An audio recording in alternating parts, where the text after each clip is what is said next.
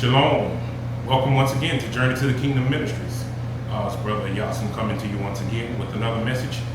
And as we are yet and still in the Feast of Unleavened Bread, of course that's a 7-day feast. We had Passover first, which was 1 day, followed by Feast of Unleavened Bread, which is a total of 7 days, and we're still in that. And at the end of that 7 days, you have another 1 day convocation, which is Feast of First Fruits, or Bikkur. Feast of First Fruits, wave offering. It's kind of just what it says.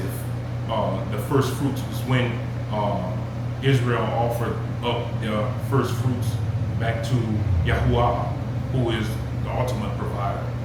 Who they were, of course, thanking him for giving them the ability to even produce the crops or even produce anything, which supports and sustains life. So yeah, that is once you in day 7 of Passover. For those of you who are not familiar, then you go right into Bikkur, first fruits, wave offering, which is 1 day. Today is Friday, April the 18th, 2025. And today we're going to be in the book of Leviticus, chapter 23, verse 9 through 14. Won't be here long, but I did want to touch a little bit on first fruits for those of you who are not familiar. And I know there's been a lot of information distributed to you this week / last week, or some was filmed last week and it was distributed this week. But I know that there's been a lot of information coming out to you, and I just wanted to say, for those of you who are still following along on this journey to the kingdom, I just want to say thank you, and don't get discouraged. I know it's a lot of information coming to you. I know it's readjustment, and the word of encouragement I have for you is to stay in and stick with it, because it is a journey. It is not a quick trip. It is, you're going to learn, and you're going to pick up little by little. You're going to forget some stuff. You're going to be reminded of some stuff, and it gets better. It gets much better, and sooner than later you'll have them down pat, like the back of your hand, like anything else, or like the traditional holidays that most of us who have been exposed to for all of our life. Just like you know what each one means, or each one's represent or supposed to represent, and you understand the timing and everything, and it'll be the same thing with Yah's appointed feast days. You'll learn them, it'll come to you natural, and it won't be quote unquote as challenging as it may be right now. So just be encouraged. That's all I want you to know. Be encouraged. Don't give up. Don't say, "Oh, Brother Yasin, this is a bunch of stuff, man. I don't know what you're talking about. This is foreign to me." Well, the fact of the matter is, it is foreign to you. The fact of the matter is, it was once foreign to me, and it doesn't take long. So be encouraged and stick with it. Thank you. So Leviticus chapter 23, verse 9 through 14. This won't be a long video.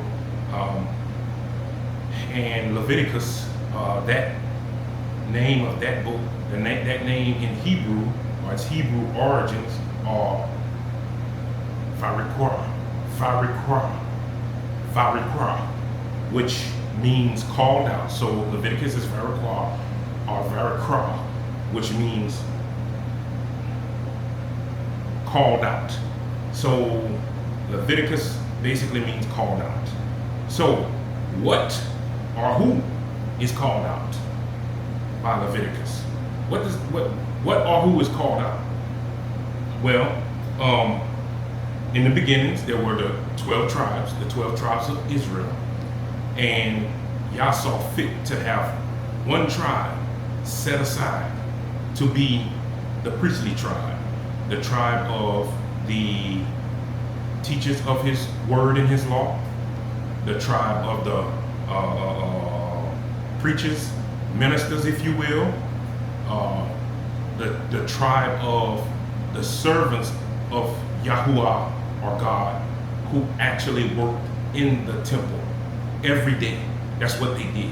That was their assignments. Similar to what by modern standards or modern day we would call a priest or a preacher or a pastor. Basically, this is where the modern day idea concept of a priest or a pastor or a minister it's kind of where they got it from was the Levitical tribe, the tribe which is the tribe of the Levites, which is also the tribe of Levi. Remember, this is Israel, who was a man who once was known as Jacob, and most of you know the story about his name getting changed to Israel, which means to wrestle. And he had 12 sons for 12 tribes, okay? So the tribes then and therefore got named after his 12 sons, of which one of his sons was Levi.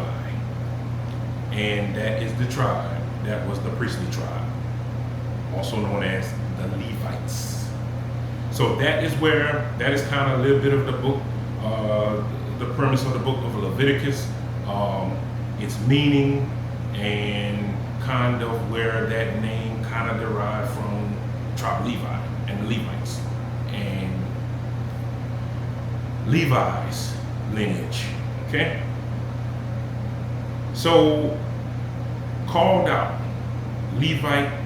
Leviticus called out, Yah called them out. So he called them out from among the 12 tribes to preach and teach his message, to preach and teach his word, to preach and teach his commandments and his law. They were called out and set apart unto him.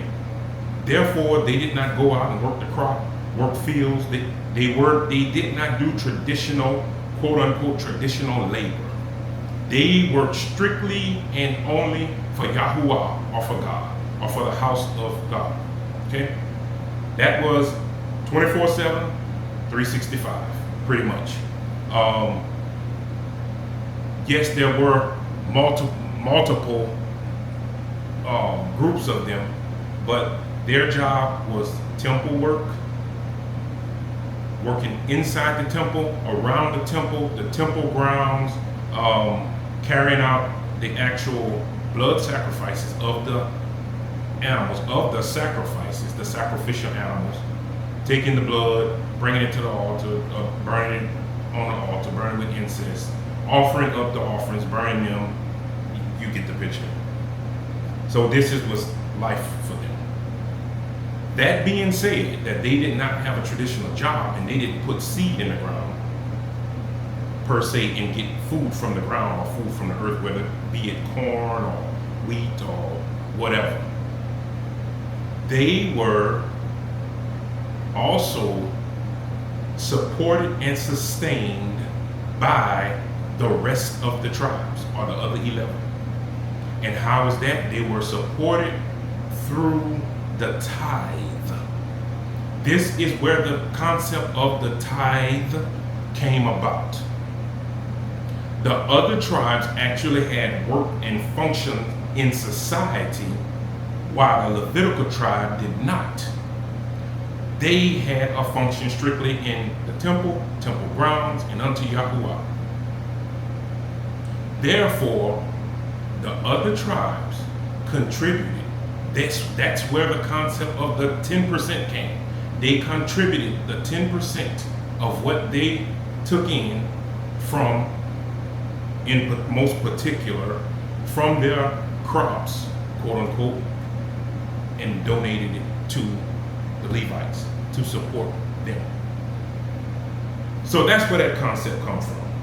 They were called out from the other tribes and set apart unto Yah, and they were supported and sustained by the other tribes, while they yet supported and sustained the other tribe, not with fleshly bread, but with spiritual bread. Remember the other day, the bread, the lamb, the meat, the word, the whole word. So that was their job, to carry out the preachings and teachings and the priestly duties between the tribe and Yahuwah. And that's what they were set apart to do. Okay, so on with today's reading, verse 9 through 14. And Yahuwah spoke to Moses, saying, Speak to the children of Israel and say to them, When you come into the land which I gave you, and reap its harvest, then you shall bring a sheaf of the first fruits of your harvest to the priest. He shall wave the sheaf before the Lord to be accepted on your behalf. On the day after the Sabbath, the priest shall wave it. And you shall offer on that day, when you wave the sheaf, a male lamb of the first year, without blemish, as a burnt offering unto Yahuwah. Its grain offering shall be 2/10 of an ephah of fine flour mixed with oil, an offering made by fire to Yahuwah for a sweet aroma, and its drink offering shall be of wine, 1/4 a hin. You shall eat neither bread nor parched grain nor fresh grain until the same day that you have brought an offering to Elohim. It shall be a statute forever throughout all your generations in all your dwellings. So once again, just like the Passover, just like Feast of Unleavened Bread, here we are coming up on currently Feast of First Fruit. And once again, he's saying it's going to be a statute or a law throughout all your generations. So it doesn't matter. If it's 10 generations later, it keeps going. If it's 10 million generations later, it keeps going. If by today's standard we're at 10, 12 million generations later, 100,000 generations later, guess what? Yeah, it's supposed to keep going today. Just like the other statutes and decrees and laws concerning his feast, it's supposed to keep going. Just as we discussed in the previous video, just as Hamashiach, Yahushua Hamashiach, or Jesus, also kept the feast. Okay? So, him being our example, we should do what he did. Okay? We should live how he lived. We should strive to live how he lived, keeping the laws and the commandments. Okay, so yes, that's just a touch on first fruits, and just kind of wanted to get everybody familiar with that. Those who aren't already acclimated. Definition, once again, we read from Leviticus 23 verse 9 through 14. You can check it out when you get time, or if and when you feel like it. Once again, thank you for joining. We'll be coming right back with another video on today, and we hope you join us for that one. Until then, shalom, take care.